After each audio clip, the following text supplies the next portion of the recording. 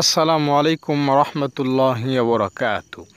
প্রিয় দিনদার ইমানদার পরহেজগার মুত্তাকি মুমিন মুসলমান ভাই ও বোনেরা, আজকে আলোচনা করব মাগরিবের নামাজের পর যে নামটি, আল্লাহ তাআলার যে নামটি পাঠ করলে আপনি বিপদ আপদ বালা মুসিবত থেকে মুক্তি হয়ে সুখ এবং শান্তি নিয়ে বসবাস করতে পারবেন, সে সম্পর্কে কোরআন হাদিসের আলোকে সামান্য কিছু কথা বলার চেষ্টা করব ইনশাআল্লাহ।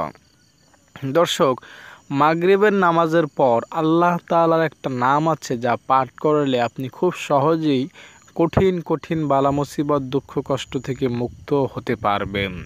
দর্শক, আপনাকে মনে রাখতে হবে আল্লাহ তাআলা সরজমিনে সুখ এবং দুঃখ কষ্ট ছড়িয়ে দিয়েছেন, ছিটিয়ে দিয়েছেন, যাতে তিনি মানুষের আমল পরীক্ষা করতে পারেন।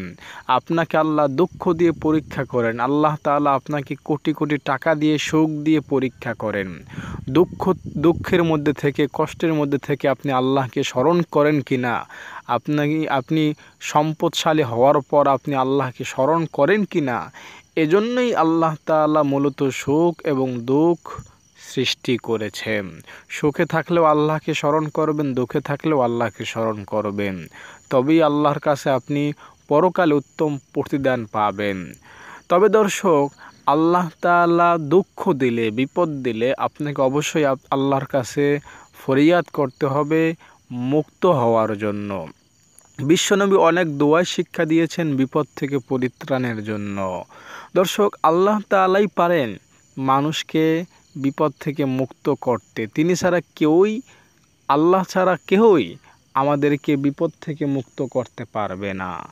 আল্লাহ তাআলার একটা নাম আছে যা পাঠ করলে আপনি খুব সহজেই বিপদ থেকে মুক্ত হতে পারবেন, আর সেই নামটা হচ্ছে ইয়া আদলু, ইয়া আদলু, ইয়া আদলু। আল্লাহ তাআলার এই নামটি আপনি মাগরিবের নামাজের পর প্রতিদিন পাঠ করবেন। কতবার পাঠ করবেন তার কোনো সংখ্যা নাই, আপনি যতবার ইচ্ছা ততবার পাঠ করতে পারবেন।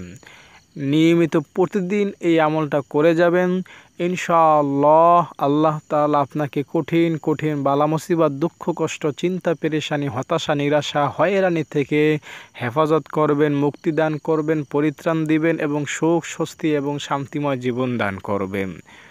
তো দর্শক, আজকে ছিল এই পর্যন্তই। আপনাদের জন্য দোয়া করে আজকের মতো এখানে বিদায় নিচ্ছি। আসসালামু আলাইকুম ওয়া রাহমাতুল্লাহ।